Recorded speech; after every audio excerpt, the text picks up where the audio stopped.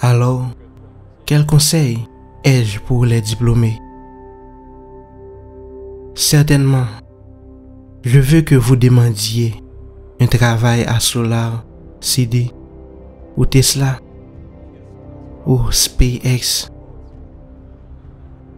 Sinon, si ça ne marche pas de travailler pour ces entreprises, pour une raison quelconque, alors postulez à des emplois dans d'autres entreprises, dans ce domaine, ou essayez de démarrer une entreprise.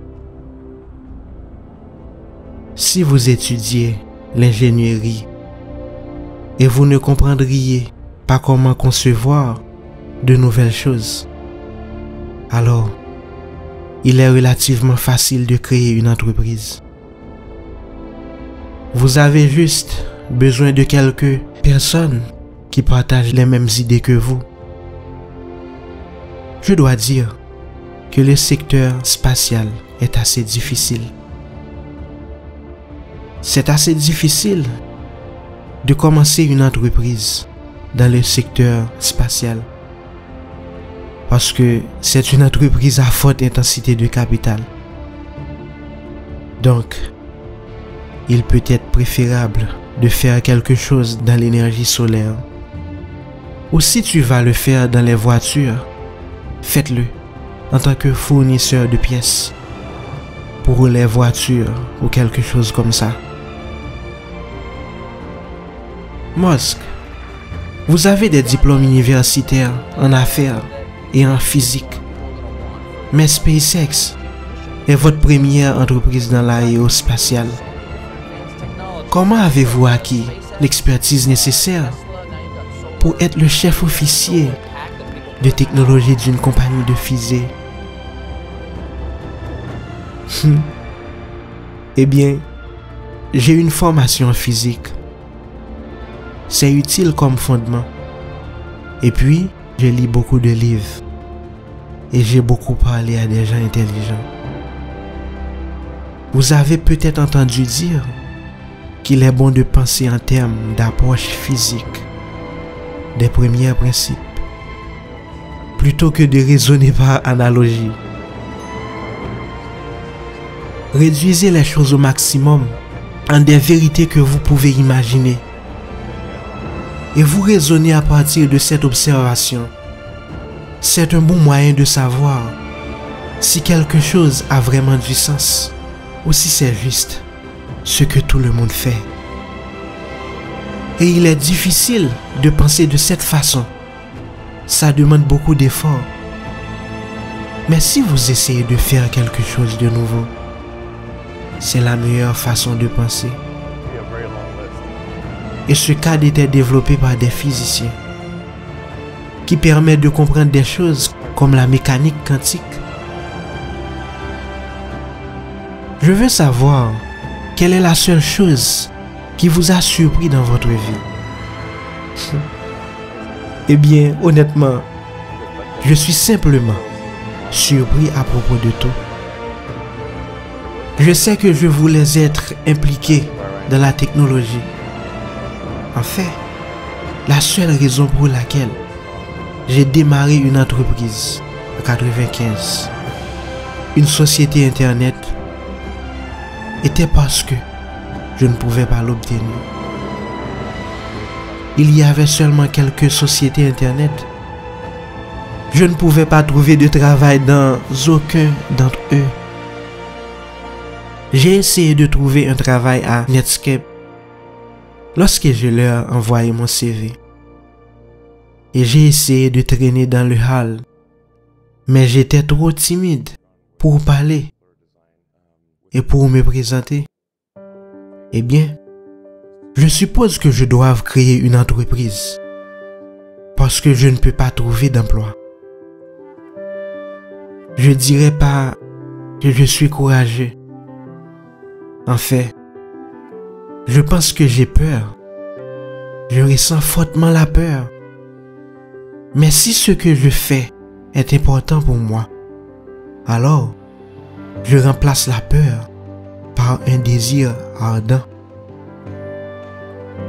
Je pense aussi que les gens ont tendance à risquer à mettre des immenses fardeaux au niveau de leur vie personnelle. Mais si vous avez une hypothèque à payer, des enfants à soutenir, et si vous êtes viré de votre travail, alors comment allez-vous nourrir votre famille et payer le loyer? C'est compréhensible. Mais disons que vous êtes jeune et tu sors de l'université ou sortant de l'école secondaire. Donc, qu'est-ce que tu risques? Tu sais que tu ne vas pas mourir de faim, même si ce n'est pas possible dans toutes sortes d'économies modernes. Mais c'est si facile de gagner assez d'argent juste pour vivre quelque part et manger de la nourriture. Je ne sais pas ce que les autres ont peur, mais je constate qu'ils ont surtout peur de l'échec. Molsk, comment est l'éducation? Vous téléchargez essentiellement des données, des algorithmes dans votre cerveau. Et c'est en fait étonnamment mauvais en éducation conventionnelle. C'est comme si ça ne devrait pas être comme cette énorme corvée. Comme plus vous pouvez gamifier le processus d'apprentissage le mieux possible. J'ai toujours eu une sorte de légère crise existentielle. J'essayais de comprendre. Alors, qu'est-ce que tout cela signifie? Je suis venu à la conclusion que si nous pouvons faire progresser la connaissance du monde, si nous pouvons faire des choses qui élargissent la portée et l'échelle de la conscience, alors nous serions mieux en mesure de poser les bonnes questions et devenir plus éclairés. Et c'est vraiment la seule façon d'avancer. Qu'est-ce qui te motive? Qu'est-ce qui t'inspire quand tu réveilles le matin? Voyez-vous un problème et vous voulez le résoudre? Ce qui me motive, c'est que je veux être capable de penser à l'avenir et se sentir bien à ce sujet, afin que je puisse faire des choses pour percevoir l'avenir et être aussi bon que possible.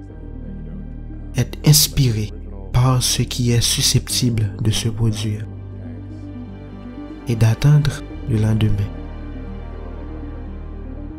Alors, comment pouvons-nous assurer que les choses vont bien? Je vais être direct avec toi. C'est le principe sans doublure que j'utilise derrière Tesla et SpaceX qui m'assure cela. Est-ce que je pense que c'est assez important lorsque nous accélérons la transition vers une consommation d'énergie? C'est inévitable, mais c'est important si cela se produit tôt ou tard. Et puis, SpaceX est sur le point d'aider à rendre possible la vie multiplanétaire. Alors, nous faisons le nécessaire pour continuer le rêve d'Apollo. Parlons-nous un peu plus à ce sujet. Ouais, c'est excitant. Alors, quelle est votre vision de la vie multiplanétaire? Tu sais, je pense en particulier pour les Américains. Vous savez, comme si vous y réfléchissez, l'Amérique est une nation d'explorateurs. Les gens sont venus ici, de l'autre partie du monde, en choisissant d'abandonner le connu en faveur de l'inconnu. Donc, je pense que l'exploration, comme les États-Unis, est une sublimation de l'esprit humain. Et c'est pourquoi il fait appel tellement aux Américains. Tu sais, vous pouvez voir cela quand il y avait la tragédie de la navette. Donc, 7 personnes sont mortes. Et c'est terrible. Mais vous connaissez qu'il y a beaucoup de gens qui meurent tout le temps. Mais pourquoi nous soucions-nous autant des gens de la navette? C'est parce que c'était le rêve de l'exploration qui mourait avec ces gens. C'est pourquoi je vais dire que je pensais à la fois Tesla et SpaceX échoueraient au début. Tu le pensais? Oui, bien sûr. Vraiment? Bien sûr. Néanmoins, tu mets tout ton argent dedans. Oui, je m'attendais à le perdre. Eh bien, j'ai rencontré des difficultés dans l'entreprise. Techniquement, je pensais que j'avais le choix de laisser mourir l'entreprise ou de la faire vivre en investissant tout mon argent. Alors, je faisais le choix de mettre tout.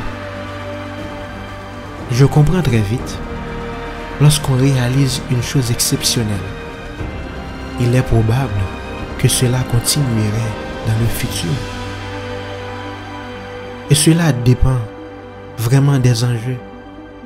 Si les enjeux sont importants, s'ils sont vraiment importants, alors on devrait surmonter la peur et avoir l'obligation d'écraser les obstacles